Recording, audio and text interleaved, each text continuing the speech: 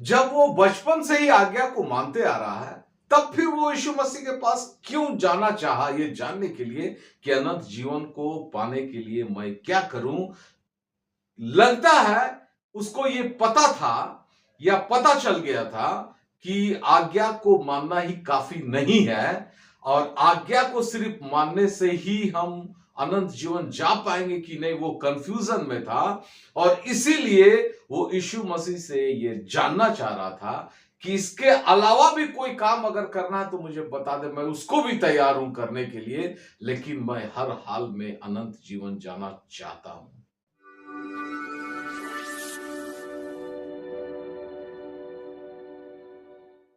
Praise the Lord. जय मसीह की।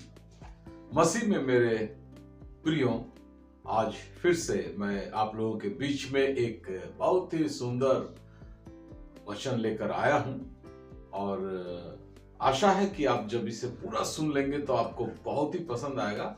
और काफी दिनों से परमेश्वर मुझसे बातें कर रहे थे, पवित्र आत्मा मुझे इस वचन को सिखला रहा था कि मैं इस विषय में एक तैयारी करूं और आप लोगों के बीच में लेकर आऊं, क्योंकि ये जो विषय है ये काफी हद तक हम लोगों से भी जुड़ा हुआ विषय है कि हम लोग इस विषय में क्या सोचते हैं।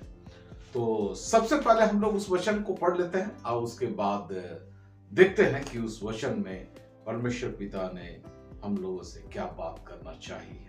हम लोग पढ़ेंगे मरकुस रचित सुसमाचार 10 अध्याय 17 पद से लेकर 22 पद तक। जब वो वहां से निकलकर मार्ग में जा रहा था तो एक मनुष्य उसके पास दौड़ता हुआ आया और उसके आगे घुटने टेक कर उससे पूछा, हे उत्तम गुरु, अनंत जीवन का अधिकारी होने के लिए मैं क्या करूं?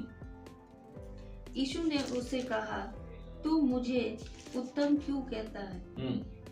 कोई उत्तम नहीं, केवल एक, अर्थात परमेश्वर। तू आज्ञा को तू जानता है, हत्या ना करना, व्यभिचार ना करना, चोरी ना करना, झूठी गवाही ना देना, छल ना करना, अपने पिता और अपनी माता का आदर करना। उसने उसे कहा, हे गुरु, इन सब को मैं लड़कपन से मानता आया हूँ। यीशु ने उस पर दृष्टि करके उससे प्रेम किया और उससे कहा, तुझ में एक बात की घटी है, जा, जो कुछ तेरा है उसे बेचकर कंगालों को दे और तुझे स्वर्ग में धन मिलेगा, और आकर मेरे पीछे हो ले। इस बात से उसके चेहरे पर उदासी छा गई और वो शोक करता हुआ चला गया, क्योंकि वो बहुत धनी था। और जब हम इस पद का हेडलाइन को पढ़ते हैं तो वहां लिखा, धनी युवक और अनंत जीवन। यहां पर दो सवाल है, आप देखिएगा। यही पद सेम मत्ती रचित सुसमाचार 19 अध्याय का 16 से लेकर 30 पद में भी है और लूका रचित सुसमाचार 18 अध्याय का 18 से लेकर 30 पद के अंदर में भी यही वचन, सेम टू सेम। यहां पर दो बात की तरफ मैं आपका ध्यान ले जाना चाहता हूं। पहला, मुझ में अब तक क्या कमी है, ये उस धनी युवक के द्वारा यीशु मसीह से पूछा गया और यीशु मसीह ने उनसे कहा, तुझ में एक बात की कमी है। हम लोग उस पद को भी पढ़ लेते हैं, मत्ती रचित सुसमाचार 19 अध्याय का 20 पद में। वहां पर वो वर्ड है, मुझ में अब तक क्या कमी है। उस जवान ने उसे कहा, इन सब को तो मैंने माना है, अब मुझ में किस बात की घटी है? अब मुझ में किस बात की घटी है? यानी वो धनी व्यक्ति इन पूरे पदों को जब पढ़ते हैं तो वो यीशु मसीह के पास दौड़ता हुआ आया, घुटने टेका और यीशु मसीह से पूछता है, हे उत्तम गुरु, अनंत जीवन का अधिकारी होने के लिए मैं क्या करूं, या मुझ में अब क्या घटी है, क्या कमी है। और कुछ बातों के बाद यीशु मसीह कहते हैं कि तुझ में एक बात की कमी है। आज मेरा प्रचार का जो विषय है वो यही दो सब्जेक्ट पे है, मुझ में क्या कमी है और परमेश्वर कहते हैं कि तुझ में एक कमी है। देखिए, ये हम लोग से जुड़ा हुआ प्रश्न है। हम लोग को भी कभी कभी ऐसा लगता होगा। हम लोग चर्च जाते हैं, दुआ प्रार्थना घर में करते हैं, वचन भी पढ़ते हैं, वचन याद भी रखते हैं, और कभी कभी मौका मिल जाता है तो लोगों को सुसमाचार भी सुना देते हैं। अब मुझ में क्या चीज की घटी है, क्या चीज की कमी है? और यीशु मसीह हमसे कहेंगे अगर कि अब भी तुम में एक बात की कमी है, तो सोचने वाली बात है कि स्वर्ग का राज तक पहुंचने के लिए अब क्या कमी रह गया हमारे जीवन में। तो इस पूरे अध्याय को हम लोग थोड़ा विश्लेषण से देख लेते हैं कि हम लोगों में अब क्या कमी रह गया है।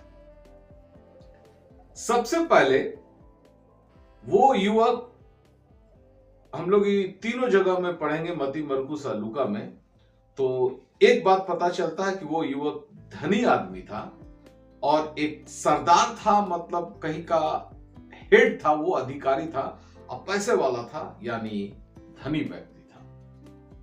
और अच्छी बात क्या थी उस व्यक्ति के साथ, वो यीशु मसीह के पास दौड़ कर आया और यीशु मसीह को उत्तम गुरु कहकर संबोधन किया। यीशु मसीह कहते हैं कि तुम मुझे उत्तम क्यों कहता है? उत्तम तो एक ही है, परमेश्वर। मनुष्य तो कोई उत्तम हो नहीं सकता है। यहां पर एक चीज मैं आपको बता देना चाहता हूं। यहूदी लोग पुराने नियम के अनुसार परमेश्वर को ही उत्तम कहते थे, किसी इंसान को उत्तम नहीं कहते थे। लेकिन यह व्यक्ति भी जो यहूदी था, जब प्रभु यीशु मसीह को उत्तम कहा तो यानी वो यीशु मसीह को परमेश्वर ठहरा रहा था, परमेश्वर मान रहा था। वो जितनी भी बातें यीशु मसीह के बारे में सुना होगा अब तक, उससे वो ये समझ गया था कि ये परमेश्वर है, और इसीलिए उसने यीशु मसीह को उत्तम कहा। और यीशु मसीह जब उससे कहे कि तुम मुझे उत्तम क्यों कह रहा है, उत्तम तो एक ही है, परमेश्वर, यानी तुम मुझे परमेश्वर ठहरा रहा है, तो बात यहां से शुरू होती है कि वो धनी व्यक्ति परमेश्वर से कुछ पूछने के लिए, अपना सवाल का उत्तर ढूंढने के लिए गया हुआ था, और ये बहुत अच्छी बात थी उसके लिए।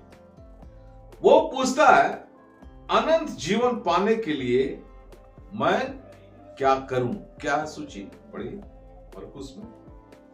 अनंत जीवन का अधिकारी होने के लिए मैं क्या करूं? अनंत जीवन का अधिकारी होने के लिए मैं क्या करूं?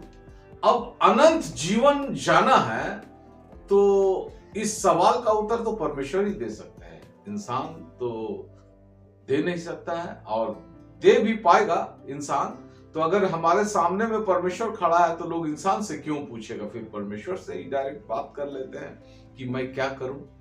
और ये अनंत जीवन पाने का उत्सुक था, उसके बारे में लालायित था, और वो चाहता था कि वो अनंत जीवन को प्राप्त करे, क्योंकि यहूदी लोग जानते थे कि सच्चे परमेश्वर को जानने वाले लोग सिर्फ वही लोग हैं, वही लोग जा सकते हैं अनंत जीवन में, लेकिन उनमें भी कुछ पापी इंसान हो सकता है जो नहीं जाएंगे। तो वो ऐसा क्या करे कि वो अनंत जीवन जा पाए। प्रभु यीशु मसीह ने कहा, क्या कहा, सूची पढ़िए। तू आज्ञा को तो जानता है, हत्या ना करना, व्यभिचार ना करना, चोरी ना करना, झूठी गवाही ना देना, छल ना करना, अपने पिता और अपनी माता का आदर करना। यीशु मसीह उसको 10 आज्ञा याद दिलाते हैं, व्यवस्था की बातों को याद दिलाते हैं कि आज्ञा को तो तू जानता है, तू तो यहूदी है, तो इसलिए तू 10 आज्ञा को जानता है। और उन आज्ञाओं में कुछ बातों को यीशु मसीह ने कोट किया और कुछ को छोड़ दिया है। कारण क्या है इसको भी हम लोग समझेंगे। हत्या ना करना, व्यभिचार ना करना, चोरी ना करना, झूठी गवाही ना देना, छल ना करना, अपने पिता और अपनी माता का आदर करना। ऐसे ही कुछ पॉइंट्स को यीशु मसीह ने टच किया और कहा कि इन सब ऐसी जितनी भी आज्ञा है उस सबको तो तू जानता है। तो यीशु मसीह ये आज्ञा इसीलिए बतला रहे थे कि तू जा इस आज्ञाओं का पालन कर और वहीं से तुम अनंत जीवन को प्राप्त कर सकते हो। ये तो तुम लोग जानते आ रहे हो शुरू से। तो वो व्यक्ति क्या कहा उसके नीचे? उसने उससे कहा, हे गुरु, इन सब को मैं लड़कपन से मानता हूँ। हे गुरु, इन सबको तो मैं बचपन से, लड़कपन से ही मानता आ रहा हूं। तब यीशु मसीह ने क्या कहा? यीशु ने उस पर दृष्टि करके उसे प्रेम किया और उसे कहा, तुझ में एक बात ही घटी है। तुझ में एक बात की घटी है। और यही वो जानना चाहता था कि परमेश्वर से, प्रभु यीशु मसीह से, कि मुझ में अब क्या चीज की घटी है। और यीशु मसीह ने बताया, तुझ में एक बात की घटी है। अभी आगे को जाके समझेंगे हम लोग कि किस बात की घटी है। लेकिन यीशु मसीह ने आज्ञा की बात क्यों बोली, जबकि हम लोग जानते हैं कि आज्ञा के द्वारा, व्यवस्था के पालन के द्वारा कोई धर्मी नहीं ठहर सकता है। लेकिन क्योंकि यहूदी लोग ऐसा ही समझते थे कि व्यवस्था को मानने से ही हम स्वर्ग राज को जा सकते हैं, अनंत जीवन को जा सकते हैं, इसीलिए यीशु मसीह व्यवस्था की बात को बोलकर उस युवक की परीक्षा ले रहे थे, उस युवक को टेस्ट कर रहे थे, ये जानना चाह रहे थे कि उसका वो उत्तर क्या देता है। और इसके बाद यीशु मसीह जो सिखाना चाह रहे थे, जो समझाना चाह रहे थे, वो बोलेंगे उसको। लेकिन बातचीत को आगे बढ़ाने के लिए यीशु मसीह ने आज्ञा की बात उनको कही और युवक ने कहा कि वो बचपन से ही मानते आ रहा है। लेकिन जब वो बचपन से ही आज्ञा को मानते आ रहा है, तब फिर वो यीशु मसीह के पास क्यों जाना चाहा, ये जानने के लिए कि अनंत जीवन को पाने के लिए मैं क्या करूं। लगता है उसको ये पता था या पता चल गया था कि आज्ञा को मानना ही काफी नहीं है और आज्ञा को सिर्फ मानने से ही हम अनंत जीवन जा पाएंगे कि नहीं, वो कंफ्यूजन में था। और इसीलिए वो यीशु मसीह से ये जानना चाह रहा था कि इसके अलावा भी कोई काम अगर करना है तो मुझे बता दे, मैं उसको भी तैयार हूं करने के लिए, लेकिन मैं हर हाल में अनंत जीवन जाना चाहता हूं। आगे यहां पर एक गलती उसने की। वो गलती ये था कि वो यीशु मसीह से जानना चाह रहा था कि व्यवस्था के कर्म तो मैं कर रहा हूं सारे, लेकिन इसके अलावा भी कोई कर्म अगर आप बता सकते हैं तो बता दीजिए, उसको भी मैं करूंगा, लेकिन अनंत जीवन जाना चाहता हूं। यानी वो कर्मों से स्वर्ग की राज को हासिल करना चाहता था, अनंत जीवन को हासिल करना चाहता था।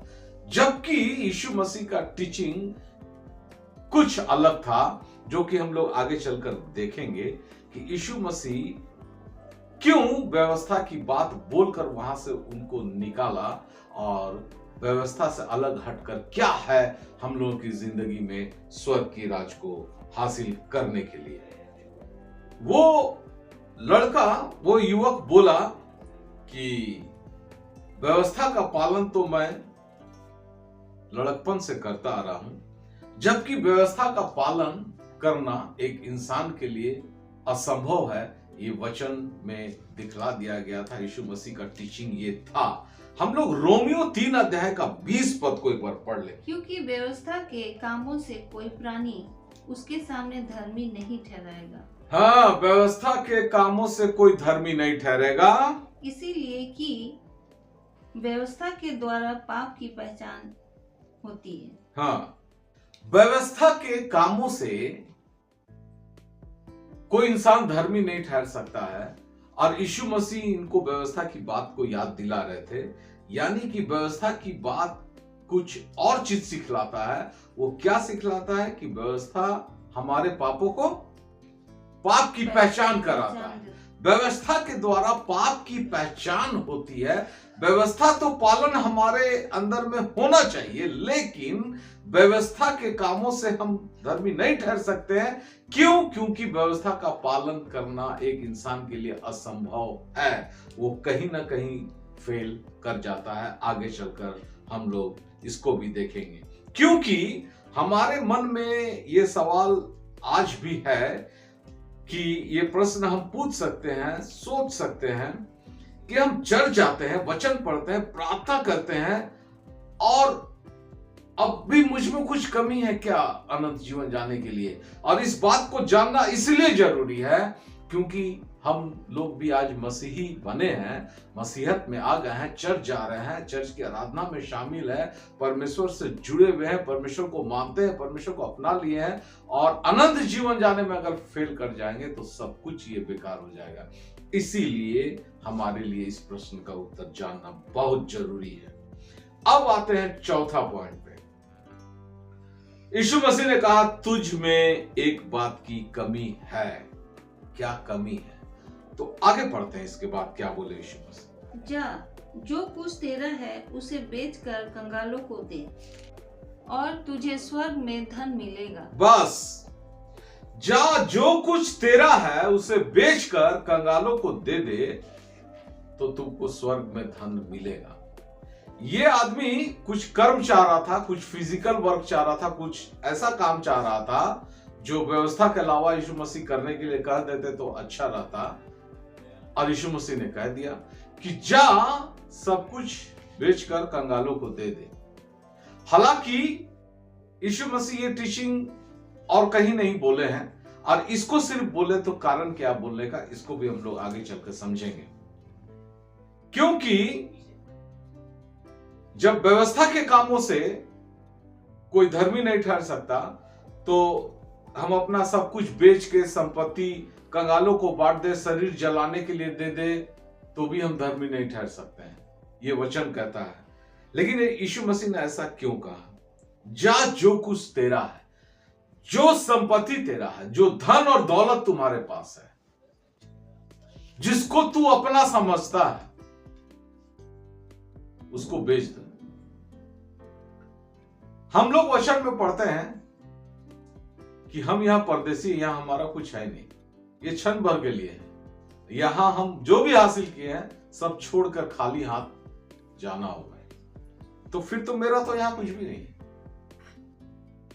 लेकिन प्रभु यीशु मसीह कह रहे हैं कि जो कुछ तेरा है, यानी जिसको तू अपना समझता है आज के तारीख में, उसको बेच दे और कंगालों को दे दे, स्वर्ग में तुझे धन मिलेगा। और आगे लिखा, मेरे पीछे और आकर मेरे पीछे हो ले। ये इंस्ट्रक्शन, 5 इंस्ट्रक्शन है। पहला, जो कुछ तेरा है, संपत्ति और धन। दूसरा, उसे बेच दे, उसको बेचकर। तीसरा, कंगालों को दे दे। चौथा, स्वर्ग में तुझे इसके बदले में धन मिलेगा। पांचवा, वापस लौट कर आ और मेरे पीछे हो ले। अब आप आगे को पढ़ेंगे तो उसके आगे में क्या लिखा सूची, वो इंसान। इस बात से उसके चेहरे पर उदासी छा गई। इस बात से उसके चेहरे पर उदासी छा गई और वो शोक करता हुआ चला गया। और वो शोक करता हुआ वापस चला गया, यानी कि वो यीशु मसीह का बात माना नहीं, क्योंकि वो बहुत धनी था। क्योंकि वो बहुत धनी था, यानी वो चूंकि बहुत धनी था और अपने धन को वो छोड़ना नहीं चाहता था, यानी उसको अपने धन से बहुत प्रेम था, बहुत लगाव था। अक्सर हम लोगों को भी होता, हम लोग के पास जो धन है उससे हम लोग को प्रेम और लगाव हो जाता है। यीशु मसीह का टीचिंग यहाँ ऐसा नहीं है कि तुम कमाओ मत, धन मत एकत्रित करो, तुम नौकरी करो, बिजनेस करो, कमाओ, पैसा भी रखो जीवन जीने के लिए। वचन कहता है कि जो परिश्रम नहीं करेगा वो खाने भी नहीं पाएगा। परिश्रम तो करना है, लेकिन यहां पर इस वचन को पढ़ने से ये समझ में आता है कि उसके पास जो चीज की कमी थी वो था प्रेम की कमी, परमेश्वर से प्रेम की कमी और पड़ोसियों से प्रेम की कमी। पड़ोसी मने जो हमारे अगल बगल रहते हैं, हमारे अगल बगल में दिखाई दे जाते हैं। पड़ोसी का मीनिंग बाइबल बतला चुका है क्या है। हमारे साथ रास्ते में भी किसी की भेंट होती है तो वो हमारे पड़ोसी है। चर्च का मेंबर हमारा पड़ोसी है और बहुत लोग जिसको हम जानते हैं वो हमारा पड़ोसी है। जब हम अपना धन और संपत्ति बेच देंगे और कंगालों को दे देंगे, यानी किसी गरीब इंसान की मदद करेंगे। और प्रभु यीशु मसीह यही कह रहे थे कि तुम मदद करना सीखे हो अभी तक कि नहीं सीखे हो, क्योंकि सबसे महान आज्ञा वचन में क्या है। मरकुस रचित सुसमाचार 12 अध्याय 30 पद और 31 पद को पढ़ें। और तू प्रभु अपने परमेश्वर से अपने सारे मन से और अपने प्रभु अपने परमेश्वर से अपने सारे मन से और अपने सारे प्राण से और अपनी सारी बुद्धि से और अपनी सारी शक्ति लगाकर प्रेम रखना। और आगे और दूसरी आज्ञा ये है तू अपने पड़ोसी से अपने समान प्रेम रख। और तू अपनी पड़ोसी से अपने समान प्रेम रखना। ये दो सबसे बड़ी आज्ञा है। यीशु मसीह से पूछा, इससे बड़ी और कोई आज्ञा नहीं। यानी तुम सब आज्ञाओं को जानते थे, इस आज्ञा को नहीं जानते थे कि परमेश्वर से प्रेम रखना है और पड़ोसी से प्रेम रखना है। और जब मैं बहुत अच्छा राइटर का किताब पढ़ रहा था कि आप बहुत धनी व्यक्ति है अपने मोहल्ले में, अपने एरिया में, और आपके अगल बगल में कोई गरीब आदमी भीख मांग के खा रहा है, या जिसके थाली में भोजन नहीं है, कुपोषण का शिकार है, कमजोरी में है, मरने पे है, यानी आप धनी व्यक्ति है नहीं। क्योंकि आप धनी व्यक्ति सिर्फ अपने लिए हैं, गरीबों को मदद करने के लिए नहीं है। इसीलिए मैं अपनी प्रार्थनाओं में ये हमेशा सिखलाता हूं अपनी कलीसिया के मेंबर्स को, दीन दुखी, अनाथ, गरीब, विधवा और परमेश्वर के सेवक जो बहुत गरीबी के हालत में सेवा कर रहे हैं, उन सब को हम कलीसिया का वो मेंबर जो धन से मजबूत है या धन उसके पास है सफिशिएंट, उसको मदद करना चाहिए, प्रेम करना चाहिए। बाइबल कहता है, रोमियो 13 अध्याय का 8 पद को पढ़ लीजिएगा सूची। आपस के प्रेम को छोड़ और किसी बात में किसी के कर्जदार ना हो, क्योंकि जो दूसरे से प्रेम रखता है उसी ने व्यवस्था पूरी की। जो दूसरे से प्रेम रखता, व्यवस्था उसी ने पूरी की। सारी व्यवस्था इसी एक वर्ड में पूरा हो जाता है, प्रेम। अब प्रेम किससे? पहला परमेश्वर से, पूरे तन से, मन से, शक्ति से, सामर्थ्य से, बुद्धि से, प्राण से प्रेम करना, और पड़ोसी से प्रेम करना। ये सबसे बड़ी और महान आज्ञा है, और इसको अगर पूर्ण करना चाहते हैं तो मेरा धन और संपत्ति का इस्तेमाल उस जगह पर होना चाहिए।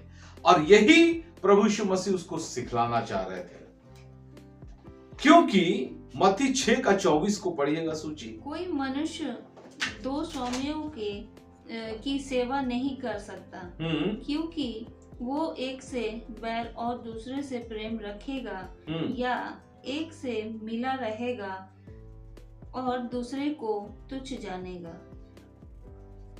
तुम परमेश्वर और धन दोनों की सेवा नहीं कर सकते।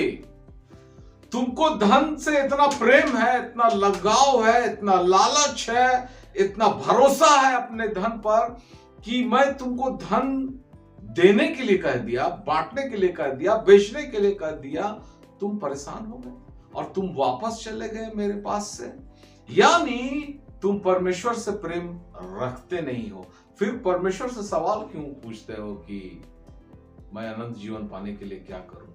वचन कहता है तुम दोनों से प्रेम नहीं रख सकते, परमेश्वर से और धन से। धन कमाइए, धन जमा करके रखिए अपने लिए, बच्चों के लिए संपत्ति जमा कीजिए, लेकिन उससे प्रेम मत कीजिए। मरकुस रचित सुसमाचार 10 अध्याय 24 पद। चेले उसकी बातों से अचंभित हुए। इस पर यीशु ने फिर उनसे कहा, हे बालकों, जो धन पर भरोसा रखते हैं उनके लिए परमेश्वर के राज में प्रवेश करना कैसा कठिन है। जो धन पर भरोसा रखते हैं उसके लिए परमेश्वर के राज में प्रवेश करना कैसा कठिन है। वो कर नहीं सकते। आगे चल के हम लोग धन के बारे में बहुत पढ़े हैं। ये व्यक्ति धन पे भरोसा रखा हुआ था कि धन है तो उसका ये रुतबा है, धन है तो उसका वो पोस्ट है, धन के चलते ही उसको दुनिया में लोग पूछ रहे हैं, देख रहे हैं, जी रहे हैं, वो समझ रहा है।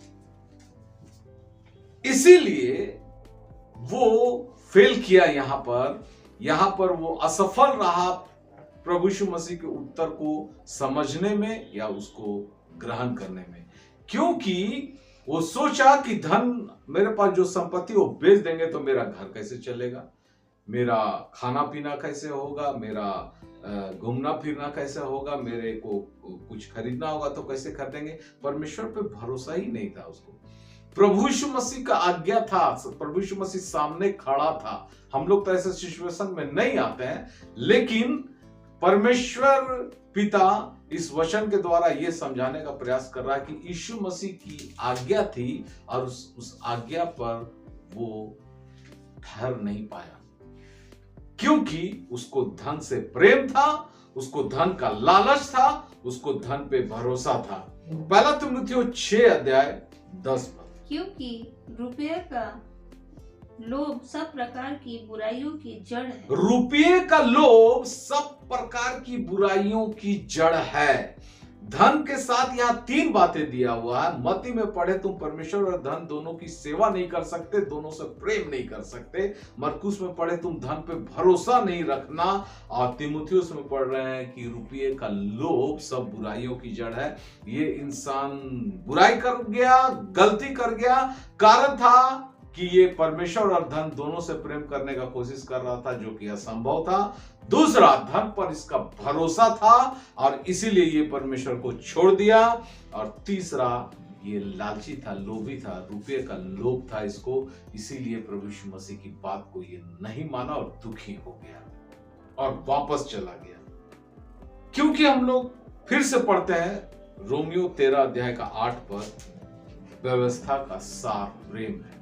आपस के प्रेम को छोड़ और किसी बात में किसी के कर्जदार ना हो, क्योंकि जो दूसरे से प्रेम रखता है उसी ने व्यवस्था पूरी की है। जो प्रेम रखता है दूसरे से, व्यवस्था वही पूरी करता है।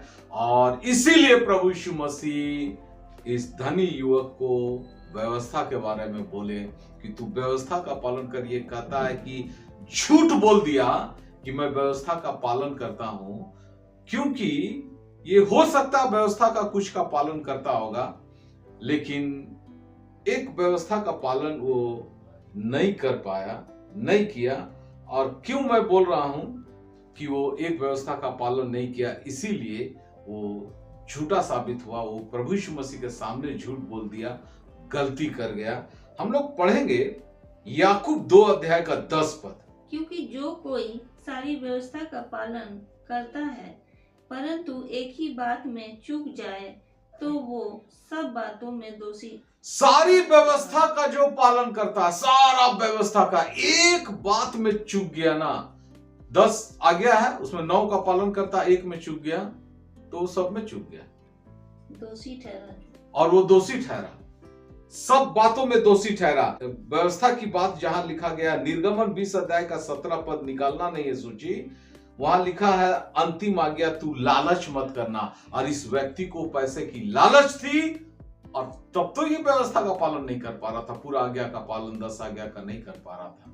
इस आज्ञा में वो फेल हो गया क्योंकि वो एक बात में चूक गया, क्योंकि व्यवस्था का जो सार है वो तो प्रेम है। आप निर्गमन निकालिएगा तो सूची 20:17 पद में, तू किसी के घर का लालच ना करना, किसी की स्त्री का ना करना, और ना किसी के दास दासी बैल गधे, ना किसी वस्तु का लालच करना, यानी किसी भी वस्तु में पैसा धन का भी लालच ना करना।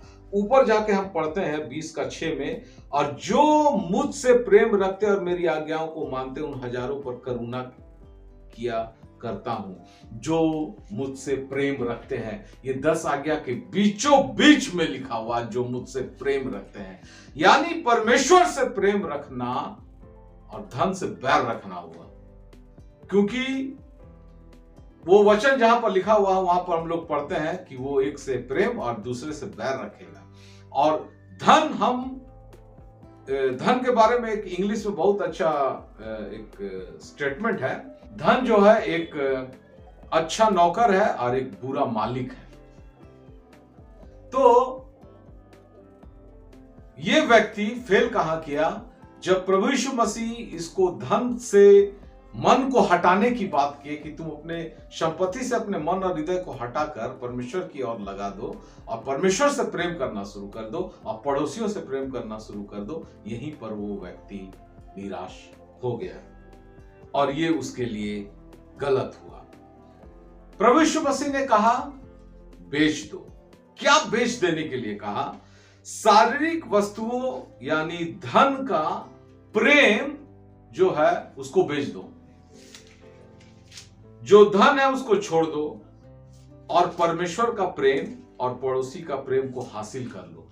जब आप परमेश्वर को देना शुरू कर देंगे, सर्व करना शुरू कर देंगे, अपनी सेवा देना शुरू कर देंगे, तो परमेश्वर के तरफ से जो हासिल होगा वो हमारा धन होगा।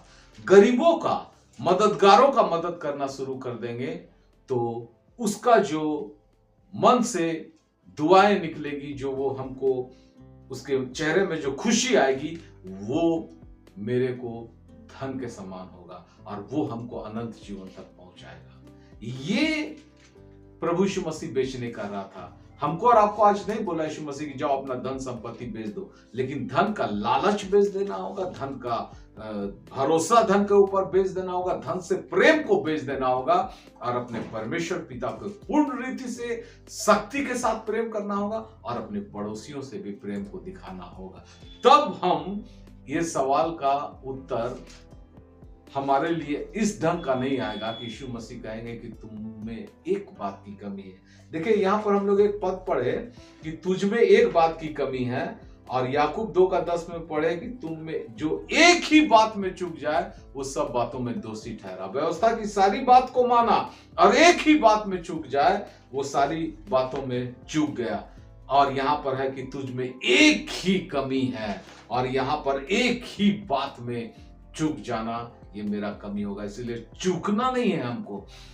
देखिए अभी तक बहुत सारे इंसान धरती पर ऐसे होंगे जो परफेक्ट नहीं बन पाए हैं मसीहत में रहने के बावजूद, लेकिन हम लोग कोशिश करते रहते हैं, प्रयास करते रहते हैं कि हम उस सिद्धता को पहुंचे और किसी बात में चूके नहीं।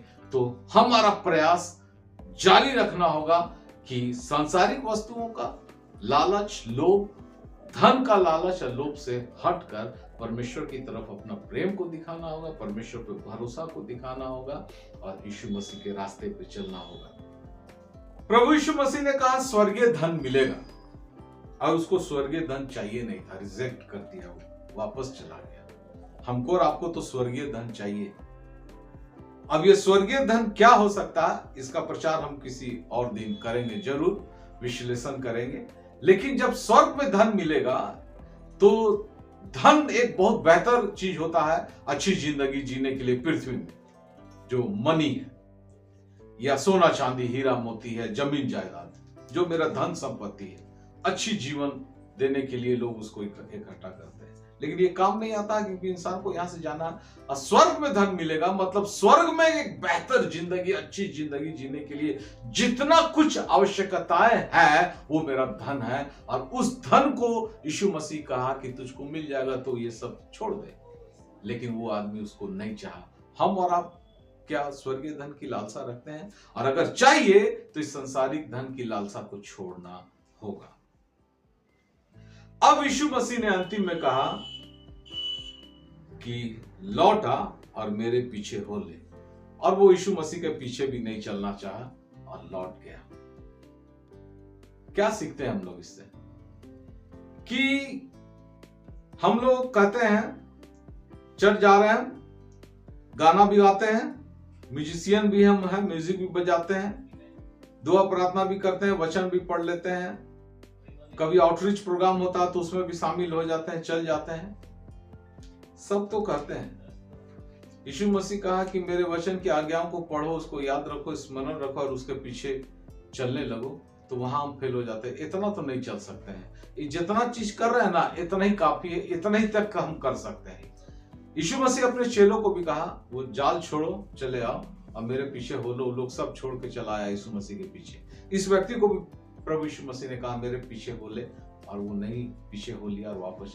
यीशु मसीह का पीछे हो लेने का मतलब होता है आज के तारीख में जब हम वचन पढ़ रहे होते हैं, वचन में बहुत सारे नए नियम में इंस्ट्रक्शंस हमको दिए गए हैं क्या करना और क्या नहीं करना है, उसका पालन करने में अगर हम फेल होते हैं तो हम यीशु मसीह के रास्ते पर नहीं चल रहे होते, यीशु मसीह के पीछे नहीं चल रहे होते हैं। क्योंकि यीशु मसीह के पीछे वही चल सकता है जो यीशु मसीह का चेला ठहरता है। हमको चेला यीशु मसीह का बनना होगा।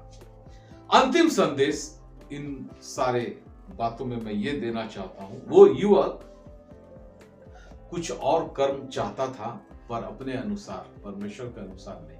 वो चाहता था कि कुछ इसके अलावा और भी एक्स्ट्रा काम बता दीजिए, 10 आज्ञा के अलावा, व्यवस्था के अलावा, तो मैं उसको कर दूंगा। लेकिन आप जो ये बोल रहे हैं कि धन संपत्ति का लालच छोड़ दो और परमेश्वर से प्रेम करने लगो, पड़ोसी से प्रेम करने लगो, तो ये मुझसे असंभव सा जान पड़ता है। वो कर्मों के बारे में सोचा और मन और हृदय के बारे में नहीं सोच रहा। वो कर्म बदलने के बारे में सोचा कि अगर आप कुछ एक्स्ट्रा वर्क भी देंगे तो मैं उसको कर दूंगा, लेकिन मन हृदय को बदलने की बात कर रहे हैं, ये मुझसे नहीं होगा।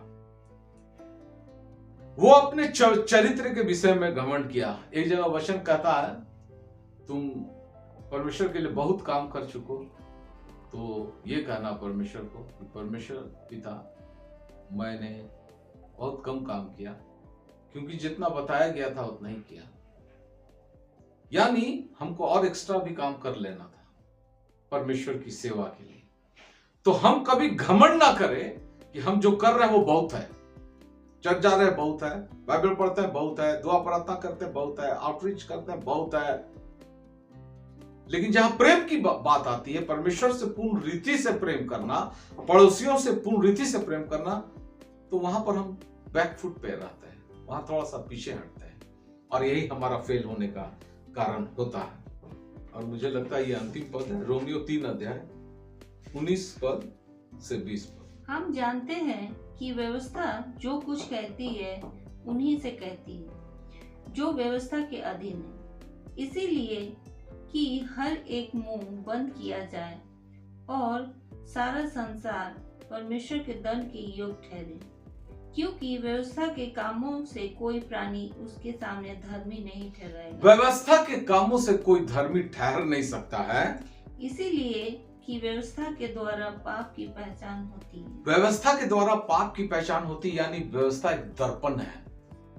वहां जब हम झांक के देखते हैं, बढ़िया से पढ़ते हैं, सुनते हैं, स्मरण रखते हैं, धारण करते हैं मन और हृदय में, और सोचते हैं गंभीरता से, तो वो एक दर्पण है, वो बताता है कि किस किस जगह हम फेल किए हैं।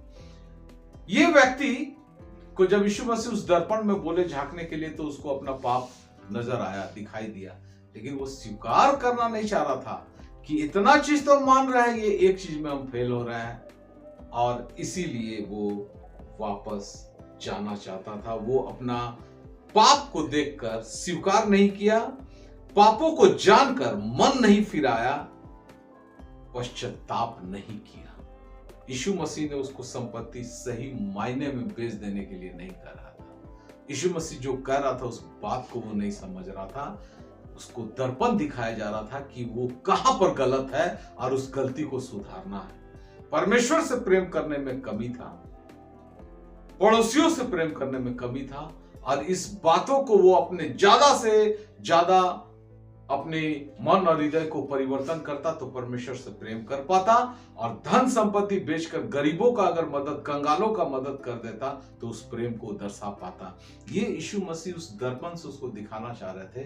अब वो दर्पण देखने के बाद भी मुकर गया और वापस चला गया। हमको और आपको कलीसिया में हमारे पासबान, पास्टर या कोई भी परमेश्वर के सेवक दास जब दर्पण दिखाते हैं, हम भी बहुत सारा चीज को नहीं मानते हैं। चर्च में नींद आ जाता है, प्रचार के समय में आंख बंद हो जाता है, और कभी कभी चर्च को नागा कर देते हैं क्योंकि हमको लगता है कि ये पास्टर जो प्रचार करता है ये बहुत ज्यादा मेरे खिलाफ ही बात करता है। तो दर्पण ही हमेशा दिखा देता है कि हमारे चेहरा में कहाँ दाग है, कहाँ पर क्या है। तो ये पास्टर उतना अच्छा नहीं है, और हम लोग दर्पण से बचना चाहते हैं। ये बात दर्पण देखकर अपने पापों को स्वीकार करने में फेल हो गया वो इंसान, और इसीलिए प्रभु यीशु मसीह ने कहा तुझ में एक बात की कमी है। हम क्या सीखे इस पूरे वचन में? पहला पॉइंट, व्यवस्था के कर्मों से उद्धार नहीं, व्यवस्था के कर्मों से कोई स्वर्ग नहीं जा सकता, या किसी भी अच्छे काम से कोई आदमी स्वर्ग नहीं जा सकता, क्योंकि वो गलती करेगा ही करेगा, कहीं ना कहीं जाके गलती करेगा, और वो अपनी गलतियों को नजरअंदाज करेगा, अपनी गलतियों को मानेगा नहीं, मन नहीं फिराएगा। क्योंकि जो कार्य वचन कहता है उसे करने से हम इनकार करते हैं, और मेरा दिल जो जो काम कहता है कि ये काम करो, ये अच्छा काम है, उसको कर देते हैं। लेकिन जो वचन कहता है कि इस काम को करो, ये कर्म तुमको स्वर्ग के राज तक पहुंचाएगा, उस काम को हम नहीं करते हैं। वो कह रहा वचन कि परमेश्वर से अपने पूरे मन और शक्ति से प्रेम करो, इसको हम मानना नहीं चाहते हैं। वो कह रहा कि अपने पड़ोसियों से अपने समान प्रेम करो, इसको मानना नहीं चाहते हैं। पहला पॉइंट। दूसरा, परमेश्वर और पड़ोसी से प्रेम करें। कर्मों के द्वारा उद्धार नहीं है, तो फिर पूरी व्यवस्था का सार जो है प्रेम है। तो परमेश्वर से अपने पूरी मन और शक्ति से प्रेम करना है, और पड़ोसियों से प्रेम करना है, यानी पड़ोसी में कंगालों से प्रेम करना है, दुखियारों से प्रेम करना है, और जो गरीब कुचले हुए हैं, जिसको सहायता मदद की जरूरत है, उनसे प्रेम करना है, तभी हम उसको मदद पहुंचा पाएंगे। और तीसरा, वचन के अनुसार चले, यानी यीशु मसीह के पीछे चलने का अर्थ है वचन के पीछे चले, पूरा वचन को पढ़े समझे और वचन के अनुसार से चले। तब हम इस सवाल का इस जवाब से बच सकते हैं कि हमारे मन में अगर ये सवाल है, अब मुझ में क्या कमी है, तो अगर आपको ये कमी नजर आता है, अगर आपको नजर आता है कि प्रेम की कमी है, परमेश्वर से प्रेम और पड़ोसियों से प्रेम, दबे कुचले गरीबों से प्रेम, तो इस कमी को दूर करने का प्रयास करें। तब यीशु मसीह ये बात हमसे नहीं बोलेंगे तुझ में एक बात की कमी है, फिर वो कमी को हम लोग हटा लेंगे अपने जीवन से, और ये हम अपनी ताकत से नहीं कर पाएंगे, बिल्कुल नहीं कर पाएंगे। बिना पवित्र आत्मा के पाए हुआ पवित्र आत्मा का बपतिस्मा नहीं पाएंगे, पवित्र आत्मा हमारे अंदर नहीं रहेगा, तो इस प्रेम का कार्य को हम नहीं कर पाएंगे। प्रेम का काम हमको सिखाता है पवित्र आत्मा, जो खुद एक परमेश्वर है, पवित्र आत्मा परमेश्वर। आशा है मेरी इस बात को आप अच्छी तरीके से समझ गए होंगे कि ये वचन क्या कहना चाहता है हमसे। तुझ में एक बात की कमी है या नहीं है, और यही बात हमको और आपको स्वर्ग तक, अनंत जीवन तक ले जा सकता है। पर पिता परमेश्वर इस वचन के द्वारा आप सबों को, हम सबों को बहुत तायत की आशीष से भरे। Praise the Lord.